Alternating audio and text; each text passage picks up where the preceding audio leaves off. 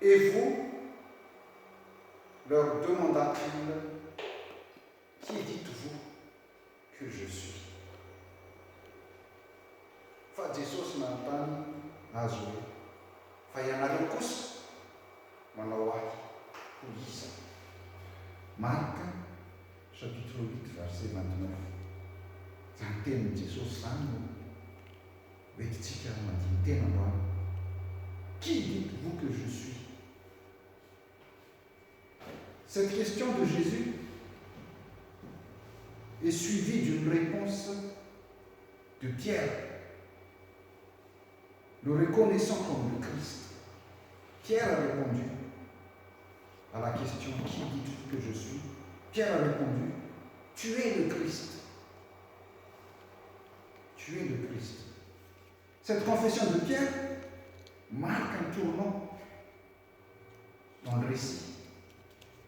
Cette confession de Pierre marque un tournant dans l'évangile de Marc aussi. Car c'est la première fois qu'un disciple reconnaît Jésus, reconnaît en Jésus son identité de Christ. Christ veut dire Messie, de l'hébreu Mashiach, qui veut dire aussi loin.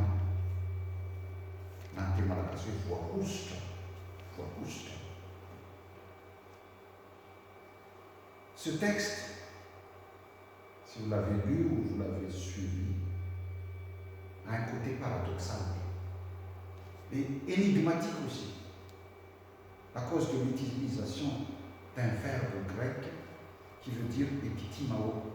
Epitimao qui veut dire reprimander, rabrouer, blâmer, ordonner avec sévérité. Le verbe est utilisé par 3 fois dans le texte, dans le récit. Une fois par Pierre et 2 fois par Jésus, dans le court texte que nous avons lu tout à l'heure. Versets 30, 32 et 33, si vous regardez bien.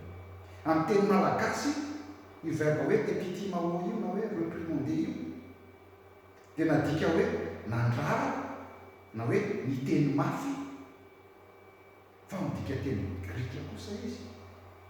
Dia mahatonga teny iray ihany nampiasaina epitimao. Ce verbe est souvent utilisé pour réprimander les démons dans les récits d'exorcisme. Magaga. E manina nampiasain'i Jesosy izy teto. Hafakely, raha tena mandinika ianareo, raha mbola tsy mandinika ianareo, sy manentana anareo mba avakio en totalité ny filazantsara ny Marka. Hafakely ity filazantsara tsy raha tamin'ny Marka ity. L'évangile de Marc est un évangile mystique. Parce que, tout comme les acteurs du récit, le lecteur est sans cesse provoqué à se remettre en question, à réexaminer ce qu'il croit avoir compris du mystère. On nous pousse même à chaque fois à nous remettre en question sur ce que dit et ce que signifie le texte, et surtout sur ce que nous pouvons en tirer comme leçon. Ce qui est étonnant aussi dans cet évangile de Marc, on y voit un Jésus qui intime le silence à plusieurs reprises sur son identité.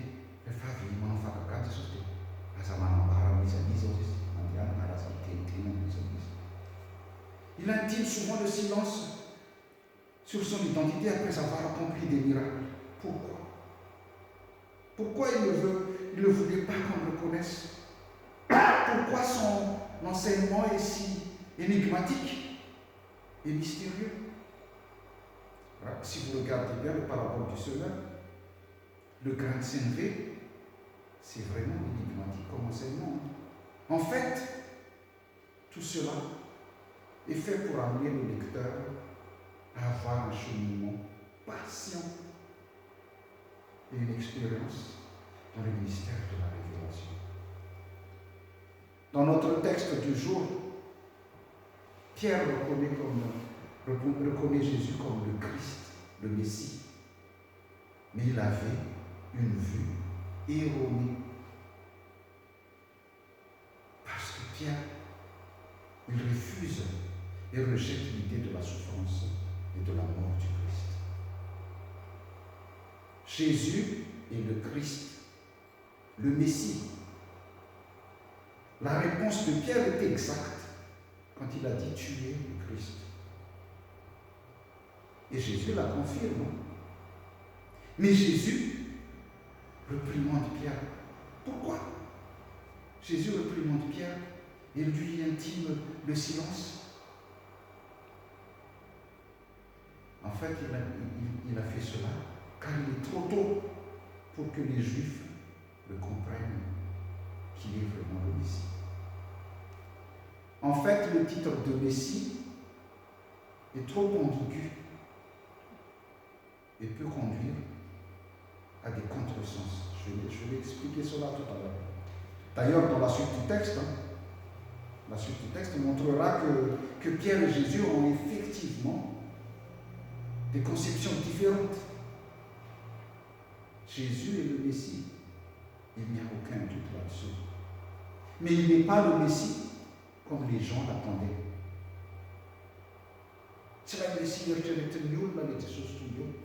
Il n'est pas le Messie comme les gens l'attendaient. Sa mission reste extrêmement floue pour les Juifs qui avaient comme point de repère les figures messianiques de l'Ancien Testament. Les Juifs avaient comme point de repère les figures messianiques, les grandes figures de la Bible. Au temps de Jésus, la société juive était composée de 4 groupes. Si vous lisez le Nouveau Testament, vous verrez vraiment ces 4 groupes. Il y avait les pharisiens, ils avaient une autre vue du Messie. Les pharisiens, ils attendaient un Messie législateur, à l'image de Moïse. Les Sadduciens attendaient un Messie prêtre comme Aaron. Les Esséniens attendaient un Messie prophète comme Élie. Et les Zélotes, un Messie guerrier comme David. C'est pour cela que Jésus a intimé toujours le silence, parce que les gens n'étaient pas prêts à comprendre le Messie. Il y a plusieurs figures messianiques dans l'Ancien Testament. Je suis tout à fait d'accord que c'est un peu difficile de lire l'Ancien Testament, mais ça nous fait comprendre les choses. Il y a plusieurs figures messianiques dans l'Ancien Testament. Le roi David, Cyrus, le sauveur historique. Vous allez voir ça. Cyrus, c'est un Perse, mais c'est celui que Dieu a utilisé pour sauver le peuple d'Israël. Le Fils de l'homme dans le livre de Daniel et le serviteur souffrant dans Ésaïe que nous avons lu tout à l'heure. Et c'est cette figure du serviteur souffrant que Jésus veut assumer. Isaïe n'a tout même, c'est chose qui m'a fait répéter René. La réaction de Pierre face à l'annonce de la mort et de la résurrection de Jésus est vivante. Le texte ne nous livre pas les paroles de Pierre, mais il pointe son désaccord. Je cite ce qui est écrit. Pierre le tire, verset 32, Marc 8, verset 32. Le texte ne nous livre pas les paroles. Je cite ce qui est écrit. Pierre le tirant à part se mit à le réprimander. A répéter la nouille, itani laquelle tentei mafiasi. Zany Petera ilay mpianatra Jesosy ray zany. Izay nanaiky tery aloha fa Jesosy no Kristy, izy indray no mibedy an' Jesosy eto.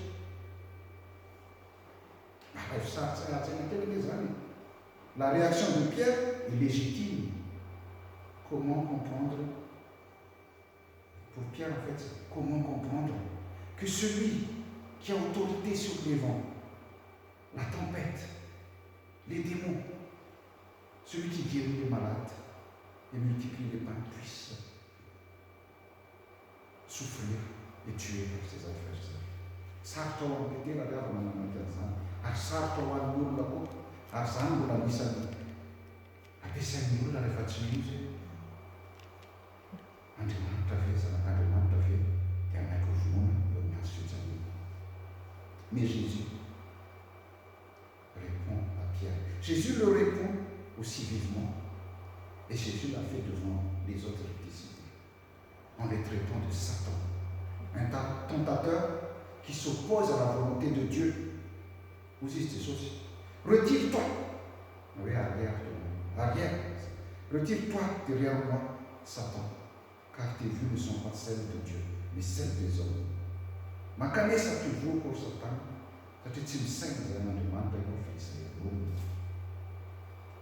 Jésus renvoie Pierre devant les autres disciples, car cette protestation de Pierre est tellement grave et il risque d'entraîner les autres disciples dans son erreur. En fait, en essayant d'éloigner Jésus de la croix, Pierre est devenu l'instrument de Satan. Cette intervention de Pierre est une tentation pour Jésus. Par la bouche de Pierre, Jésus reconnut la voix de Satan qui cherchait à le détourner de sa mission. Comme quoi il n'a pas besoin de souffrir et de mourir. Il verrem vakina Matthieu toko faefatra andiny vavalo sy fasivy. Verrem vakina kely Matthieu toko faefatra tantara makany devoly famaky any Jesosy tamin'ny hevitra. Ozy izy midevoly tamin'ny Jesosy hoe midevoly tamin'ny Jesosy. Lasa hoe zao soratra amin'ny Matthieu toko faefatra. Le diable emmène Jésus sur une très haute montagne. Il lui montre tous les royaumes du monde avec leur gloire et lui dit, tout cela je te le donnerai si tu te prosternes maintenant. Comme le serviteur souffrant dans Ésaïe, Jésus est prêt à accomplir jusqu'au bout sa mission, car son identité messianique ne pourra se comprendre qu'à la lumière de sa passion et de sa résurrection. On ne peut accéder à une véritable compréhension du Christ qu'à travers la croix. Toute autre annonce de sa personne n'est inspirée par Dieu, mais par Satan. Jésus est le Messie. Tu entends le Messie au péché. Jésus est le Messie, mais un Messie que l'on ne confessera proprement qu'en reconnaissant en lui le crucifié, ressuscité. Tous ceux qui confessent que Jésus est le Christ sont appelés à le suivre. Ça est le 61. Ramista Amaraka. Si tout le si quelqu'un veut venir à ma suite, qu'il se renie lui-même et prenne sa croix et qu'il me suive. Ça veut dire ça. D'abord, précisons-le qu'en lisant ce verset, notre attention est souvent focalisée sur les mots se renier soi-même et porter sa croix. On est tout de suite attiré par cela.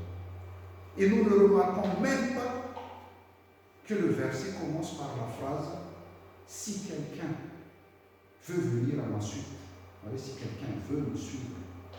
Cette phrase est très importante parce que c'est une phrase qui nous laisse une certaine liberté.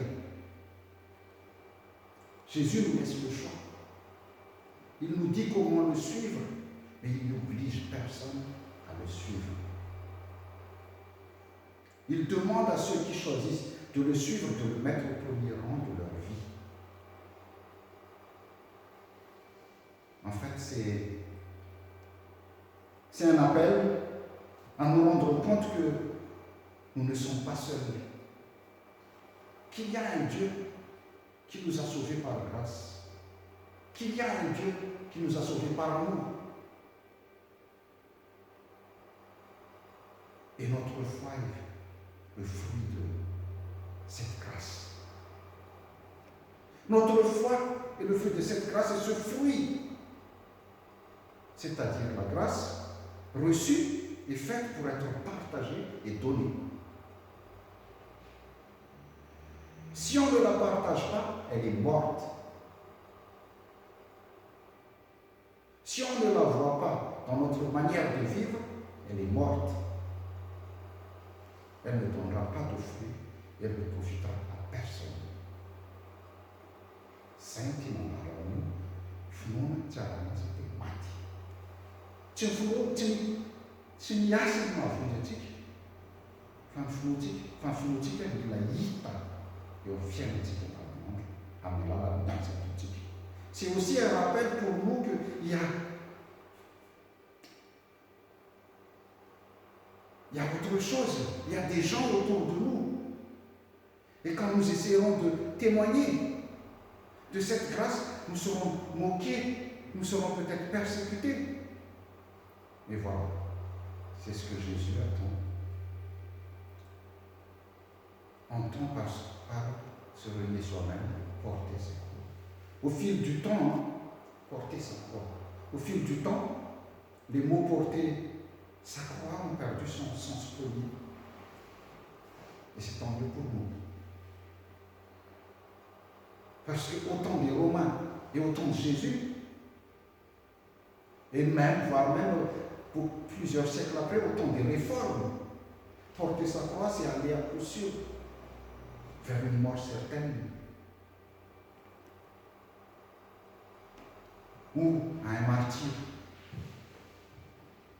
Remercions Dieu, soyons reconnaissants qu'en France et dans d'autres pays du monde, pas dans tous les pays, mais dans d'autres pays du monde, les persécutions ont cessé. Remercions Dieu de cette grâce qui nous est faite. Chers frères et sœurs, témoignons de cette grâce par notre foi et témoignons de notre foi par nos œuvres de charité. Car si la charité vient à manquer, à quoi sert tout le reste? Si la charité vient à manquer, à quoi sert tout le reste? Que la grâce de notre Seigneur Jésus-Christ, l'amour de Dieu le Père et la communion du Saint-Esprit